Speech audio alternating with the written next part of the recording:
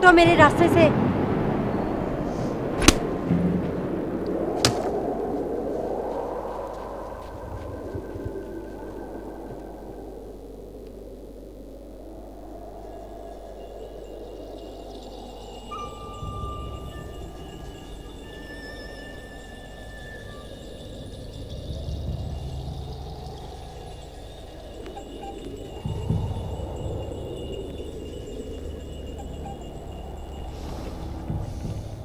आमिर, तुमने मेरी सारी तवक्कुआत पर पानी फेर दिया। मीर साहब, मैं माफी चाहता हूं। मैंने पूरी कोशिश की कि मैं आपके एतमाद पर पूरा उतरूं। एतमाद पर तो पूरे उस वक्त उतरते जब मुझसे बढ़कर मेहमानों की खिदमत करते, दिन रात काम करते। पता नहीं तुम किस मिजाज के हो। मैं खुद भी ये समझ नहीं पाया हूं मीर साहब। तुम्हें पता है कि सत्तार भाई रात से तुम्हारा इंतजार कर रहे थे। मेरा? मगर क्यों? वो तुम्हें देखना चाहते थे, तुमसे बातचीत करना चाहते थे। मैंने इत्तेफाक से तुम्हारी तारीफ कर दी थी उनसे। मैं माफी चाहता हूं मीर साहब, मुझे इत्तला नहीं थी। तुम्हारी ये बात अच्छी है कि तुम अपनी गलती मान लेते हो। अमान ऐसा नहीं था। मीर साहब, अगर आपकी इजाजत हो तो एक बात कहूं।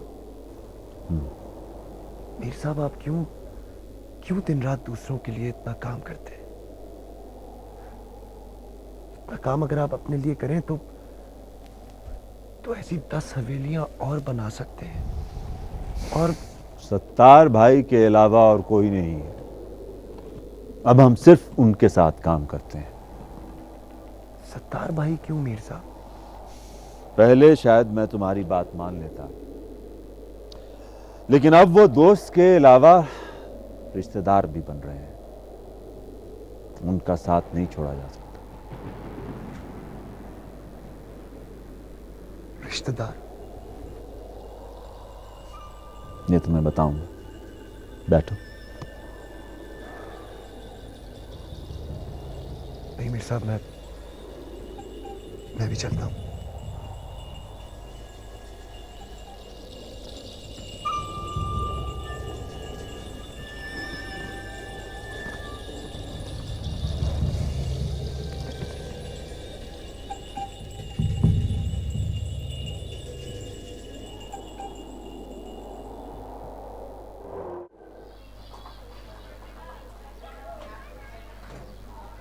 सारा, सारा। जी माँ। बेटे, मानी कहाँ चला गया है? मेरा दिल बहुत घबरा रहा है। नजर नहीं आ रहा वो सब्जी लेने भेजा था, अब तक आया नहीं। तो बेटा जरा उसे देख आओ ना जाके बाहर। आ जाएगा। अब इस रोज रोज की डांट डपट से तो मैं तंग आ गई हूँ। जो भी कहती हूँ ढीठ बन के सुनता रहता है, टस से मस नहीं होता। सादा ना डांटा कर उसे। किसी दिन चला गया ना तो मेरी तरह इसी दहलीज पर नजरें जमाए बैठी रह जाए। आज बार बार आमिर की आवाज मेरे कानों में आ रही है, जैसे मुझसे कह रहा हूँ, माँ, माँ तुम कहाँ हो? माँ मैं आ गया हूँ। माँ, माँ कहाँ हो तुम? माँ किधर हो तुम? मैं आ गया हूँ माँ।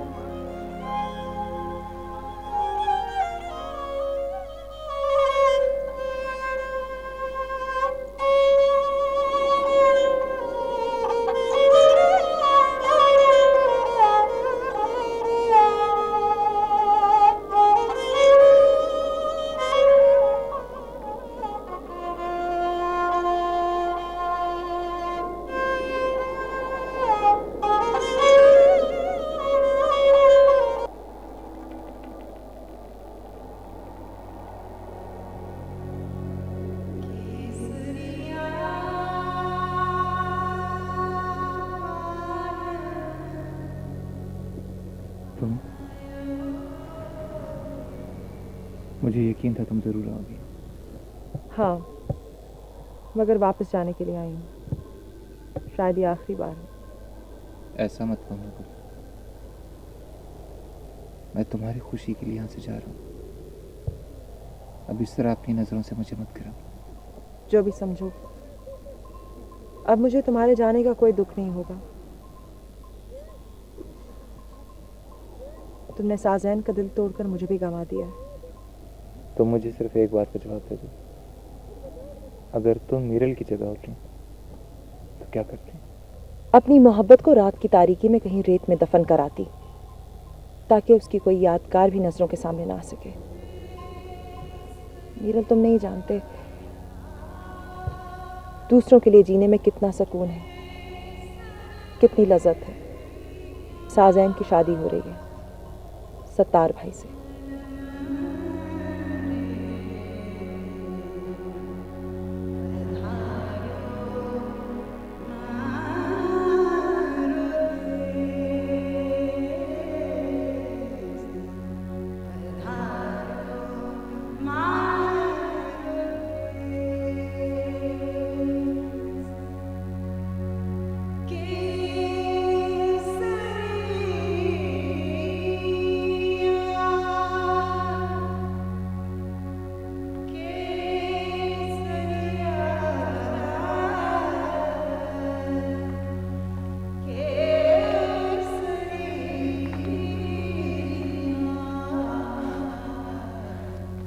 तुमने जितने भी इल्जाम मुझ पर लगाए हैं वो सब ठीक नहीं है।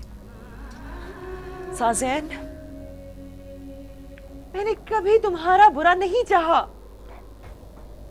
मैंने कोई इल्जाम नहीं लगाए, अपने एतबार टूटने का गिला किया है। इतना तो मेरा हक है। मैं अब तुम्हारा एतबार टूटने नहीं दूंगी। शायद इसकी अब जरूरत नहीं रही। इधर मेरी तरफ देखो।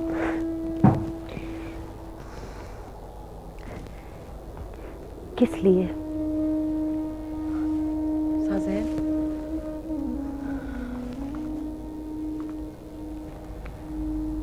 ये जो जिंदगी है ना, ये बहुत मुश्किल सी चीज है। इसे अपने लिए गुजारना नामुमकिन हो जाता है। हाँ, इसकी ख्वाहिश जरूर की जा सकती, जिस तरह तुम कर रही हो। मैंने सोच लिया है, मैं अब कभी कोई ख्वाहिश नहीं करूंगी। नहीं, तुम ख्वाहिश जरूर करोगी। ये ख्वाहिश ही है जिसे मरना नहीं चाहिए। हम औरतें इन ख्वाहिशों के सहारे ही तो जिंदा रहती हैं, ऊंची ऊंची फसीलों के दरमियान। यही तो एक सहारा है हमारा। हाँ, सहारा तो कोई नहीं रहा अब। नाराज हो तुम अब तक मुझसे। मेरा तो मुकद्दर खराब है, आपका कोई कसूर नहीं।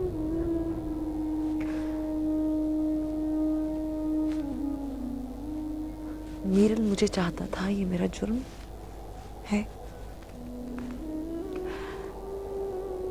मेरा जुर्म बता दिया, सजा नहीं सुनाई। सजा तो हम दोनों को एक ही मिलनी चाहिए।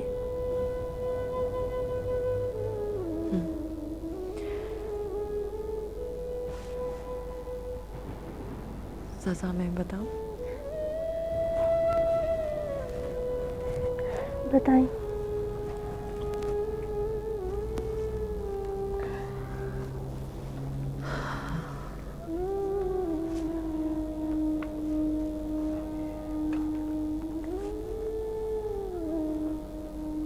मुस्कुराओ।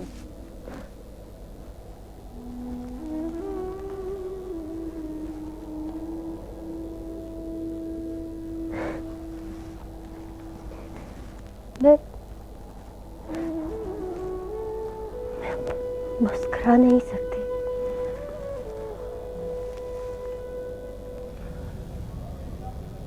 खातिर मुस्कुराओ।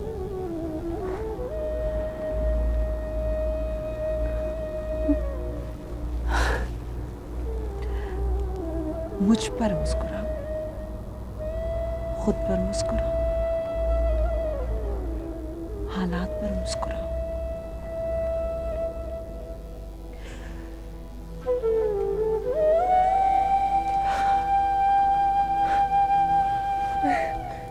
सूरत मुस्कुराओ, जरा सा मुस्कुराओ।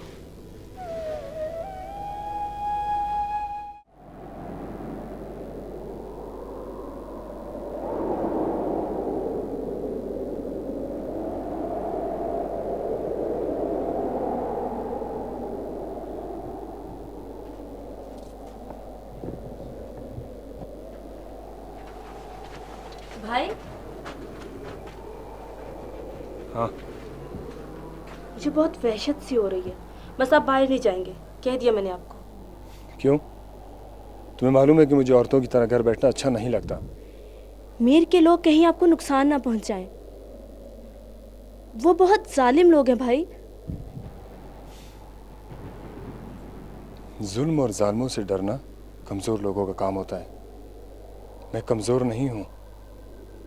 महबूब खान की हवेली को ताकतवर और मजबूत मैंने बनाया है, मैंने। आज वो इसी ताकत से मुझे कुचलना चाहता है? नहीं, मैं उसकी ये चाल कामयाब होने नहीं दूंगा। हमें उनसे दुश्मनी लेने की ज़रूरत नहीं है। जो होना था हो गया। अब आप उनके कारोबार का हिस्सा नहीं रहे। सुना आपने? साबरा, मुझे अपनी जान की कोई फिक्र नहीं है। मैं तो सिर्फ तेरी खातिर खामोश हो जाता हूँ और बस। भाई एक बात कहूँ, बुरा तो नहीं मानेंगे आप? कहो कहो, क्या बात है? कभी आपने सोचा है कि आपको क्या करना है? बस जिसने उंगली पकड़ने को कहा पकड़ ली और पीछे पीछे चल दिए। अपने लिए कुछ नहीं किया आपने, कुछ नहीं। मैंने अपने लिए कुछ किया हो या ना किया हो, पगली, तेरे लिए मैं बहुत कुछ करना चाहता हूँ। भैया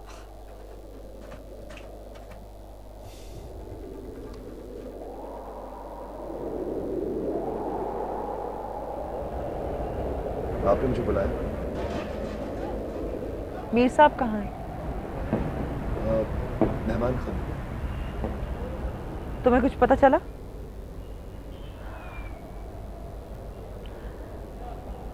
साजैन की शादी हो रही है। किसके साथ? सत्तार भाई के साथ। नहीं नहीं, आप मजाक कर रही हैं, ऐसा नहीं हो सकता। ऐसा हो रहा है। साजैन के इनकार के बावजूद मीर साहब ऐसा कर रहे हैं और हम में से कोई कुछ नहीं कर पा रहा। लेकिन साजैन अपनी जान दे देगी। मीर साहब को समझाना होगा। तुम मीर साहब की हथधर्मी से वाकिफ नहीं हो। वो जो चाहते हैं वही करते हैं। मुझे बताएं मैं क्या कर सकता हूँ? तुम कुछ सोचकर मुझे बताओ। इस वक्त जाओ, मीर साहब आ रहे होंगे। मैं साजन से बात कर लूँ? नहीं, सत्तार भाई के आने से पहले पहले हमें किसी फैसले पर पहुंचना होगा।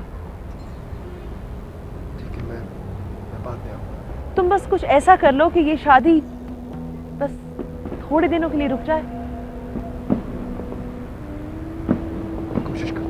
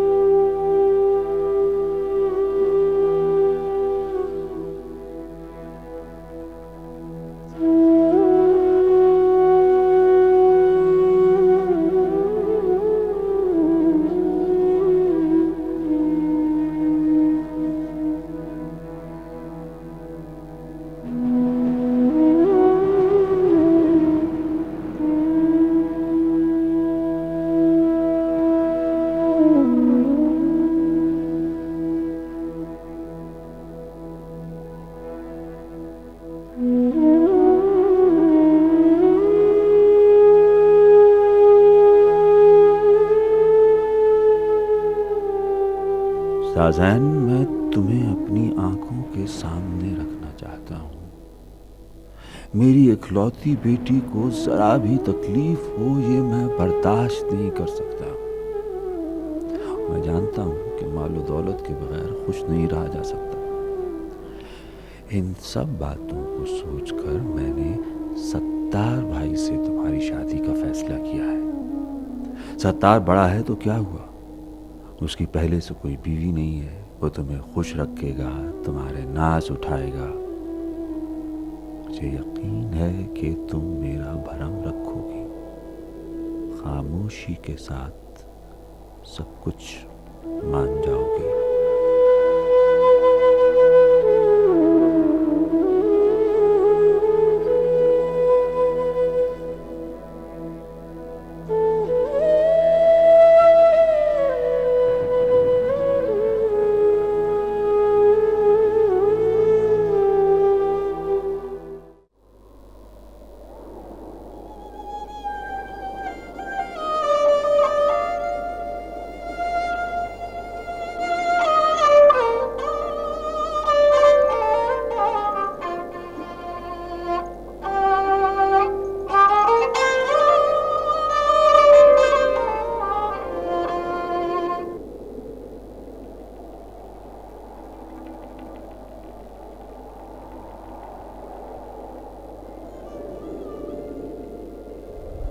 तुम रुक क्यों गए? बजाओ ना।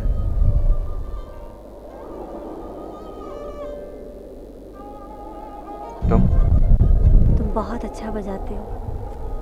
कहाँ से आए हो? ये बताना जरूरी नहीं। तुम्हारे सुर बहुत खूबसूरत है। मुझे पता ही नहीं चला मैं किस तरह खिंची चली आई।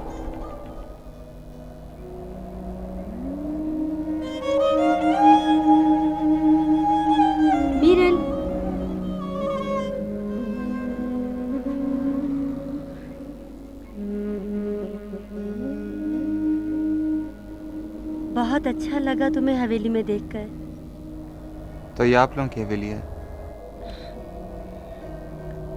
बाबा ने बुलाया तुम्हें? हाँ, मेहमानों के सामने सरोंज बजाने के लिए।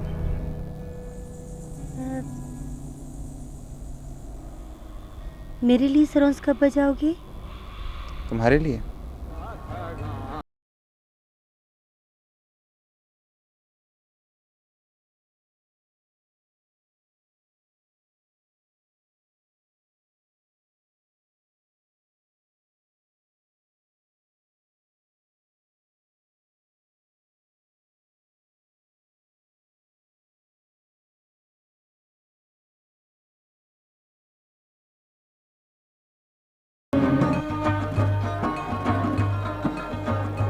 तुम्हारे इन सुरों ने सब कुछ समझा दिया है। खुद को धोखा देना अच्छी बात नहीं है। मिरल, तुम किसी को धोखा नहीं दे सकते। साज़ैन, मुझे आजमाइश में मत डालो। मैं पहले ही बहुत दुखी हूँ। मैं किसी को दुख नहीं दे सकता। मैंने दुखों में रहने का फैसला कर लिया है। तुम पागल हो गई हो। तुम जानती नहीं तुम क्या कर रही हो। मुझे नसीहत करने की कोई जरूरत नहीं। मिरल, अगर तुम मुझसे बात नहीं करना चाहते तो ठीक है, लेकिन मुझे वापसी का रास्ता भी मत दिखाओ। साज़ैन, तुम बहुत अच्छी हो, तुम बहुत मासूम हो, लेकिन तुम नहीं चल सकती मेरे साथ। क्यों नहीं जा सकती? इस बात का जवाब तुम आगुल से पूछो। आप मिरल को कब से जानती हैं? यही आते जाते देखा होगा। लेकिन उसकी बातों से तो लगता है जैसे वो आपको बहुत पहले से जानता है। पागल है वो।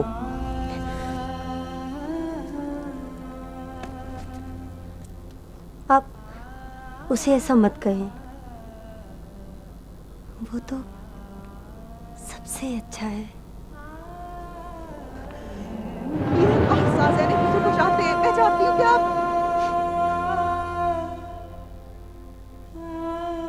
इसके आगे एक लफ्ज मुंह से नहीं निकालना, वरना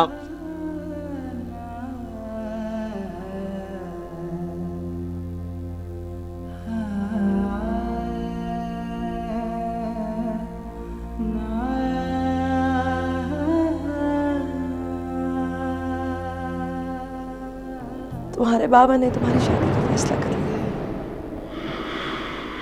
क्या? मैंने उन्हें बहुत समझाने की कोशिश की, लेकिन उन्होंने मेरी एक नहीं सुनी।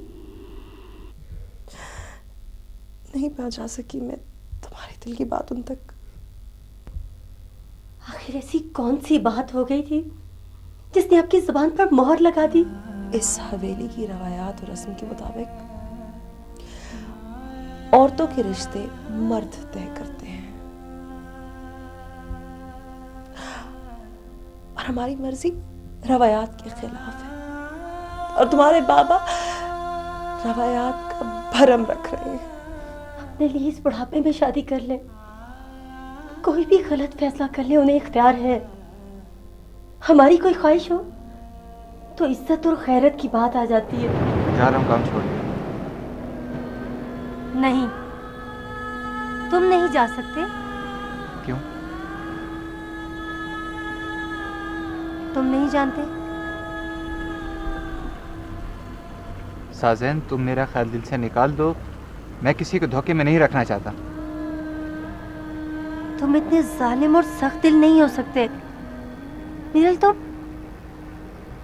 किसी को धोखा नहीं दे सकते। साजन, तुम बहुत अच्छी हो, बहुत सच्चाई और मासूमियत रखती हो, लेकिन मेरी मजबूरी है। आखिर क्यों मिरल? आखिर मुझ में क्या कमी है? मैं माकुल को चाहता हूँ और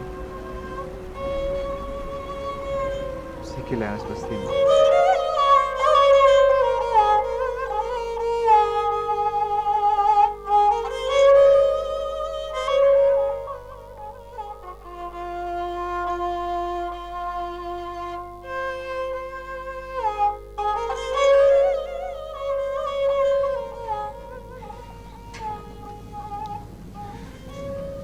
मीरल के मीठे सुर तुम्हें बुला रहे हैं।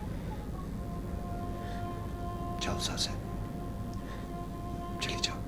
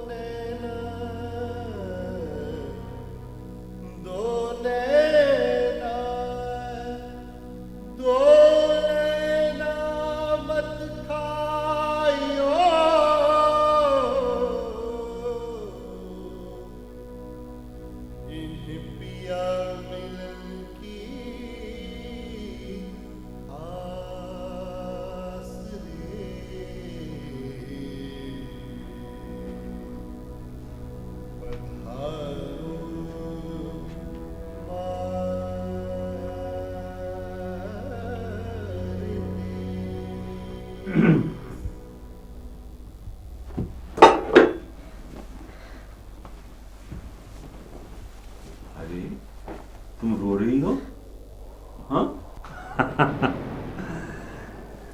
देखो तुम्हारी शादी का सामान मैं अपनी बेटी के लिए क्या लाया हूं। कुछ नहीं चाहिए मुझे, कुछ भी नहीं। नहीं करनी मुझे कोई शादी। सुन लिया आपने? साजन, साजन,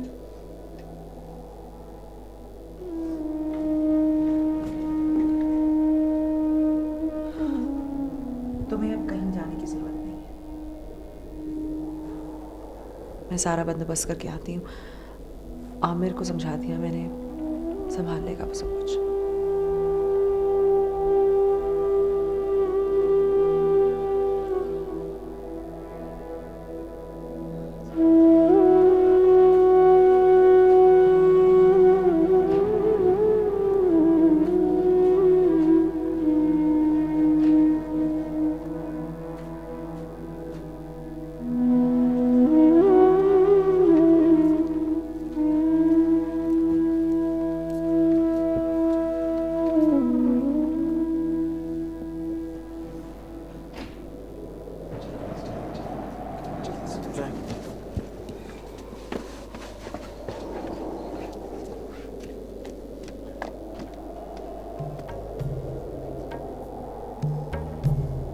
जिस्म की सही